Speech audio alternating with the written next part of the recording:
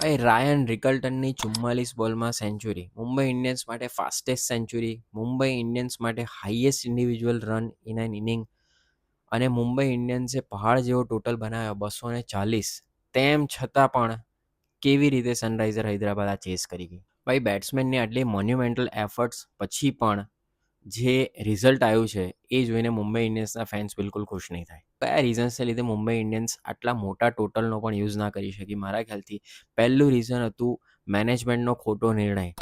Due બહુ હતું. હાર્દિક પંડ્યાએ જ્યારે ટોસ જીત્યો ત્યારે કીધું કે ડ્યુ ફેક્ટર્સ નથી, પણ ડ્યુ એકચ્યુઅલી આવ્યો અને એના કારણે આપણે જોયું કે બોલર્સને બોલ પકડવામાં પણ ડિફિકલ્ટી થતી હતી. Point number 2, bowling. મોટું રનનું કુશન હોવા છતાં પણ બોલર્સ પોતાના બોલ પ્રોપર એરિયામાં નાખી ના શકે. કાં તો એકદમ ફૂલ નાખતા હતા, કાં તો એકદમ શોર્ટ નાખતા હતા, અને એના કારણે અભિષેક શર્મા અને ટ્રેવિસ હેડે પાવર પ્લેની અંદર જ મેચ પૂરી કરી દીધી. બુમરાહનું વિકેટ લિસ્ટ જોઉં, પહેલી 5 મેચોમાં આપણને ખબર છે એને વિકેટ જ નથી મળી, ને હવેની લગભગ 8 મેચ થઈ છે, ફક્ત 2 વિકેટ છે. આજની મેચની અંદર પણ 50 ખાધી છે જસપ્રીત બુમરાહે.